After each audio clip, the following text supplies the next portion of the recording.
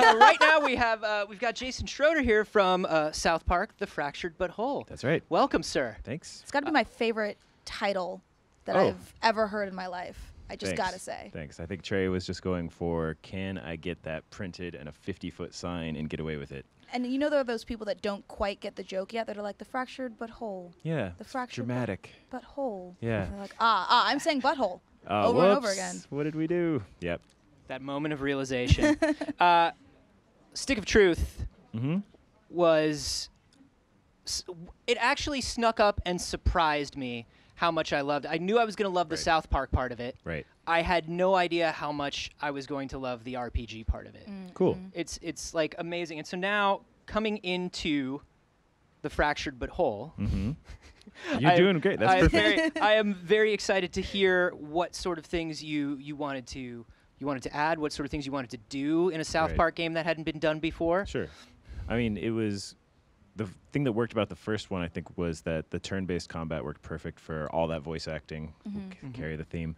Because now there's space for all those jokes. And then we stuck with that. So we wanted to keep turn-based combat, but this time we wanted it to feel less like you were taken out of the world and like, now you're playing a game, now you're part of an episode, now you're playing a game. And so that meant having those fights in the environment if at all possible. And so once we did that, it became, well, we should let people keep moving, and then once you do movement and turn-based, it becomes a tactics game. Yeah. So that's kind of how that evolved, and then we just wanted to make sure that it still remained something that a South Park fan could totally just pick up and play. So yeah, that's something that's very interesting to me, because when you're talking about a tactics game, it's not necessarily the most accessible. Right. And obviously you're dealing with one of the hugest audiences in the world with the South Park audience. Right. So how do you 20 keep that years. depth in there? Yeah, 2 decades. Right. How do you keep that depth in there and still make it accessible enough for somebody who just wants to sit down and play a South Park game? Just not too many choices and not too much second guessing. Like the kids, like there's not a lot of confirm, move here, confirm, now go to big battlefield mode and back in and that stuff. Like I think that I love the Fire Emblem thing. I love what they're doing with the Mario plus Rabbids thing. But like for us, it's more the kids don't really second guess themselves. You just hit some buttons and keep fighting. And so at a most casual level, like you can just give yourself some cool superhero classes, mix and match those powers, and then just unleash fireballs and elemental attacks and stuff like that, and just plow through some bad guys. So with the superhero aesthetic and the superhero theme in this one, Yep. What were some things that you wanted to do, and what were some jokes that you desperately wanted to make? I think the things that we wanted to make sure of is that, like, anytime the kids are talking about superheroes, they're taking it as seriously as Batman versus Superman. Like they're just, you know, they're hamming it up for the camera. They're extremely into being superheroes, but that's always, you know, contrasted against being in a strip club. Sure. And, we got to get information out of these guys, and the way you get information here at the strip club is to, of course, go back to VIP and convince them to talk to you with your sweet dance moves. Yeah, so let's talk about some of the things that we just saw our character do. I saw there was some sort of like a flash grenade he used on the bartender. Sure. So there's a few of your exploration powers that are kind of updated to be superhero-esque. So you're running around with a nice superhero punch that you can use to just mess with people or break stuff. And then in a kid-like way, they have those little poppers that you'd like throw on the sidewalk, and they make nice snap sounds. Yeah. And so they kind of think of them as like, oh, that's my superhero power, and so they're throwing those against people's faces or objects. And then of course you're the new kid, so you also can throw your farts around and gross people out. Oh, well, this took a turn, huh? This took a hi. sharp turn. Scott will do anything to get the job done. This is you're here to find some information about some missing cats. And in this case, we're looking for the name of a stripper who happens to know something about this. And so these guys say, first we get dances, then we talk. Oh, no, it's the gyrating lap dance minigame. Yeah, so Oh, it's no. That's incredible. Oh, Jason. Oh my goodness. Yeah. You asked earlier, what do you think you can get away with? This is one of them.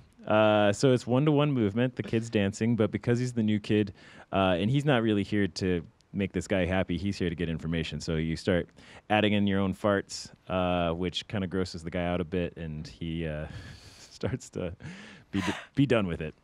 Okay. Yeah. Let's just all enjoy this. Let's just sit. This is just a very zen moment watching it happen. This is just, I feel like when everybody played the Stick of Truth and felt like they were just playing a South Park episode, this is what we're all here for, is just the obscenity, like you said, what can you get away with? Are there any things that you can tell us that you wanted to be in the game but were nixed? No, I mean, we're oh my God. I'm watching an underage boy gyrate on somebody. Nothing got cut from this game. No, nothing got cut. Well, first of all, this guy thinks you're a grown woman, so he's not a pervert. No, he's just a healthy grown man who happened to drink a little too much tonight. And it's perfectly fine. Perfectly you're acceptable. a kid in disguise that's taking advantage of that in order to try to get some information about some missing cats. So I noticed we're the new kid still. Is this the same new kid? Is this a different new kid? This is the same new kid. So I mean, you can kind of declare and create who you are, but you're still the same new kid that moved to town with magic farts. And right from the beginning of the game, you actually start as King Douchebag, but then all of the kids decide to switch games. This is our twerk, yeah. 1-to-1 movement, guys. Boom. Incredible. Oh, one last finishing fart, and that's gonna make him talk for sure. Really, you definitely want to get the Xbox Elite controller for that. You want to be playing with something that's esports calibrated. That is definitely a pro tip. So you're the same kid. You're the new kid. You're King Douchebag, and then Cartman is kind of tired of you being in charge, I think. So he decides switch games. We're playing Coon and Friends, which means we're playing superheroes, which means I'm in charge again. I'm the DM, and you can't play. So you kind of have to win your way into his good graces once again and declare yourself a superhero. So this is something if we have not played Stick of Truth, if we're unfamiliar with Stick of Truth, you have kind of a reset in the beginning that lets new people play. Right, absolutely. So like all the kids are now playing by new rules. You'll see here in a minute that they kind of lay down a little board game battlefield, and everybody, you're starting at sort of a level 1 hero, and then for Cartman, he's trying to build a superhero franchise. So for him, he's constantly trying to get you to work on that, basically your character sheet, your D&D character sheet. So, because like, how am I going to market you as a superhero? You haven't even really declared your gender yet. I don't know what your race is. I don't know what your background is. The only thing I know is that your dad. Can I curse? Yeah. Your dad fucked your mom, and like that's the only that's the traumatic thing in your backstory that we know about the kid. But other than that. That's the trauma. That's the trauma. I love it. So since this is a linear world, it continued from Stick of Truth. Has the town changed at all, or are we seeing the same places? A little bit. Like we wanted it to still feel like South Park, so it's not as like, wow, it's Mecca, new Neo South Park, but it's like it's still South Park, so you still live next door to Butters, and that sort of stuff is the same. But there's a few new businesses that have popped up.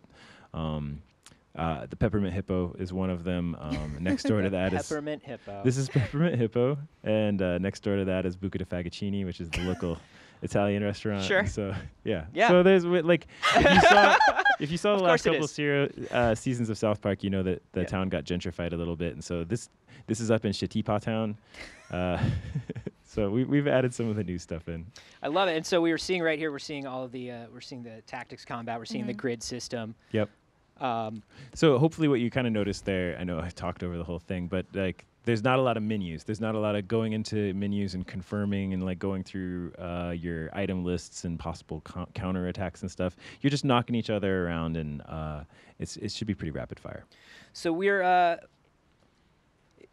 looking at this, and it should have. I think you guys said something like twice the amount of combat of amount of content as Stick of Truth. How do you measure that, and what does that mean in terms of the campaign? I mean, it's kind of in terms of pages in some ways. Like when they're writing for the show, they're writing for any sort of content. You're looking at script pages, and so like for us, we know that this is the longest story that Matt and Trey have ever tried to tell, and it's the longest. It's the most content the South Park Studios has ever really been making. So. Because we started from the beginning trying to make sure that we created something that was going to be as true to the vision of what they set out to do as we could, it's all of this is just trying to consume as much of the show content as we can. So when I say that it's twice as much content, it's really trying to just talk about that's a lot of seasons of South Park sort of smashed in here. So you said that we create an origin story when we start. Yep. How does that origin story change things throughout the game, and how many options do we have when we're creating the new kid's origin? So when you start out, you can choose between 3 classes. You can be a brutalist, a speedster, or God, the employee daycare.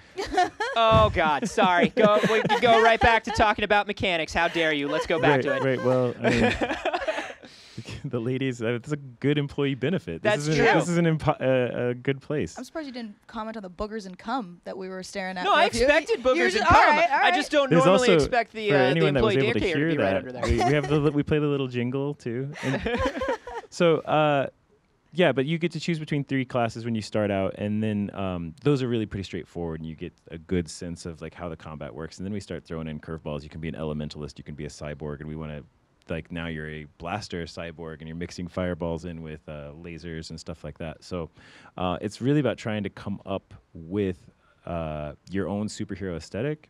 And here you're jumping into our crafting system. So this is new as well. Obviously, you're picking up a lot of stuff in Stick of Truth, but here we wanted you to pick up a lot of stuff as well, because those like finding those show references and stuff is tons of fun. But we wanted to make sure that people could also participate with that stuff, like interact something beyond with it. like a nudge, nudge, wink, wink. I remember that. I remember that. Yeah. Like you remember, I remember, and it's like that's cute. But like selling all that stuff off wasn't exactly what we wanted. So now you can actually kind of interact with it and craft something out of it. In this case, a terrible cocktail in order to poison a DJ, but which you add one more fart to just because. Yeah. If I saw correctly, the boogers and cum went in that drink. Yeah. Oh, yeah, lovely. Yeah, Of a course, little bit of rat shit and a little bit of boogers and cum. You got to use every part of the buffalo, is what and they say. one little fart. Yep. Yes. Yes. We're very efficient here in the Peppermint Hippo. As you can see, guys, we're running live polls live at e3.com all day. You can participate in them, vote. And people are most excited to hear about character progression. Okay. So we talked about the origin system and how that's going to change you. But how do we progress throughout the game? So a couple things that you're able to do. One is that you're able to make your own superhero here. So this kid is wearing gear that's not really actually tied to his stats or her stats. They're able to collect all this gear, colorize it, customize it, really build their own superhero brand because, Captain America has his look. So that's really important. The Coon's power doesn't change because he changes masks. He's the Coon forever, right? So that's one thing we sort of decoupled. So you should be able to make a character all your own, mixing and matching those powers. Beyond that, we have a system of equipment that's the artifact system. So you're going around collecting these sort of things that the kids are kind of making homemade, and those increase your power. And as you progress and unlock more levels, you unlock more slots and can keep adding in more artifacts and get stronger and stronger, mightier and mightier. That's awesome. Yeah. So you mentioned Captain America just a few minutes ago. Yep. Did any of these summer blockbusters, these superhero movies, influence any of the mechanics or anything in development? No, not really. I mean, like what we have is a perfect satirical reference to all of the stuff that's going on. And right now, every time a new movie trailer comes out, it's like, oh man, I wish our game was out right now because everyone would see how much we've anticipated how this goes. So I mean, it's just superheroes are everywhere, right. and all of this stuff talks about it. It's got to be interesting working on a game, on something so long form, because normally the episodes are turned around so quickly. Yes. And they're so used to having that, like, we can add things last minute, we can make sure we're up to the moment with our references. Is there a philosophy or a strategy to taking on a South Park game when you know that you have, like, a couple years before people are going to see it? Right. I mean, you try to make sure that you don't necessarily pick a joke that's got a short life cycle to it. And so thankfully superheroes aren't going away anytime soon. We could talk about those for a long time. But beyond that, trying to make sure that we are pulling in some of the parts of South Park, like the more recent seasons that are going to be probably forever and kind of called back to and referenced over and over, but without necessarily saying, this is a game exactly from this era, and basically, that joke's old. Well, it's funny how well, I think the first demo that I saw started off with a cutscene where Cartman is talking about phases, and he's talking up to phase 10, and he has a flow chart of these phases. It's his franchise plan. Yeah, and then literally 6 months later, Marvel released that endless franchise plan where they're like, and then phase 37 comes in, and I was like, this is literally the joke that they wrote 6 months ago for the South Park game. Yep. I feel like the whole South Park team is always on top of topical jokes. It incredible. blows my mind. It blows my mind. There's some things I'm like, oh, that seems really weird. And then all of a sudden, 3 months later, I see it in the news like, oh. Do you guys have psychics working for you or something? Like, what's up with Trey, this? I don't know.